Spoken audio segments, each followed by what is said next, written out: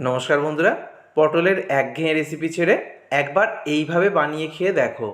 কথা দিচ্ছি, ছোট থেকে বড় সবার দুর্দান্ত লাগবে। আর একবার যদি এই রেসিপিটা ট্রাই করো, বারবার কিন্তু অন্য রেসিপি ছেড়ে পটলের এই রেসিপিটারই রিকোয়েস্ট আসবে। এই দুর্দান্ত রেসিপিটার জন্য আমি বেশ কিছু পটল নিয়েছি, আর এখানে পটলের খোসাটা ছাড়িয়ে নিয়েছি। পটল প্রথমে খুব ভালো করে ধুয়ে নেবে, তারপর পটলের খোসাটা ছাড়িয়ে নেবে। তো কয়েকটা পটলের দেখো খোসা ছাড়ানো হয়নি, ওগুলো খোসা ছাড়িয়ে নেব। তারপর এরকম গ্রেটার দিয়ে গ্রেট করে নেব। খুব সহজে এবং তাড়াতাড়ি হয়ে যাবে। সব কটা পটলকেই গ্রেট করে নেব। এভাবে টোটাল 8টা পটল গ্রেট করে নিয়েছি। তারপর নিয়েছি একটা কাঁচা আলু। আলুটা ভালো করে ধুয়ে নেওয়ার পর খোসা ছাড়িয়ে নিয়েছি। কাঁচা আলুটাকেও গ্রেট করে নিলাম।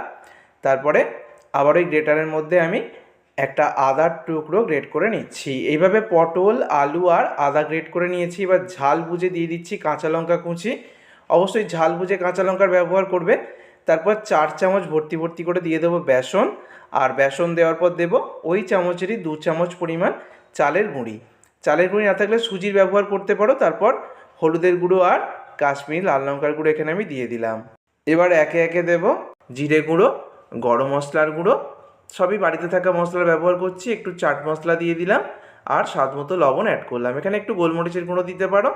1 চামচ দিয়ে দিচ্ছি সর্ষের তেল। তো সব কিছু দেওয়া হয়ে গেছে। এবার খুব ভালো করে সব কিছুকে মেখে নেব। এখানে চাইলে তোমরা পেঁয়াজ রসুন ব্যবহার করতে পারো, পেঁয়াজ কুচি রসুন কুচি দিতে পারো। আর যদি পেঁয়াজ রসুন দিয়ে বানাও 1 প্যাকেট ম্যাগি মশলা দেবে, খেতে কিন্তু দুর্দান্ত লাগবে। তবে আমি সম্পূর্ণ নিরামিষে দেখাচ্ছি। ভালো করে মেখে নেওয়ার পর এবার বড়ার শেপে ভেজে নেব। দেখো এইভাবে গোল গোল করে একটু চেপে দিলেই কিন্তু বড়ার শেপে খুব সহজেই ভাজা হয়ে যাবে। গ্যাসের ফ্লেমটাকে আমি এখন রেখেছি লো টু মিডিয়ামে।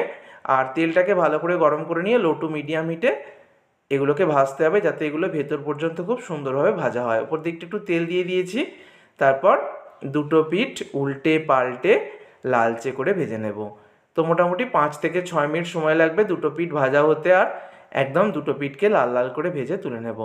তো এখানে আমার পটলের এই যে নিরামিষ বড়াগুলো তৈরি হচ্ছে, এই বড়াগুলো বানিয়ে তোমরা গরম গরম টমেটো সসের সাথেও খেতে পারো। আবার গরম ভাতের সাথে যদি ডাল থাকে আর এই বড়াগুলো থাকে, তাহলে কোনো কিচ্ছু লাগবে না। আমি সম্পূর্ণ নিরামিষে বানিয়েছি, তোমরা চাইলে পেঁয়াজ রসুনের ব্যবহারও করতে পারো। আবার এই বড়াগুলো বানানোর পর গ্রেভি বানিয়ে মানে তরকারি বানিয়ে তোমরা খেতে পারো, সেটা নিরামিষ হোক বা আমিষ। পটল একবার এইভাবে বানিয়ে ট্রাই করে দেখো, কথা দিচ্ছি সবার ভীষণ ভালো লাগবে। আবারও বলছি, গরম গরম খেতে কিন্তু এগুলো দুর্দান্ত লাগে, সেটা টমেটো সসের সাথে হোক, চায়ের সাথে হোক বা গরম ভাতে ডালের সাথে। আবার এগুলোকে বানিয়ে তরকারি করেও খেতে ভীষণ ভালো লাগবে। অবশ্যই বাড়িতে ট্রাই করো। ভিডিওটাকে বন্ধুদের মধ্যে অনেক অনেক শেয়ার করো। ধন্যবাদ।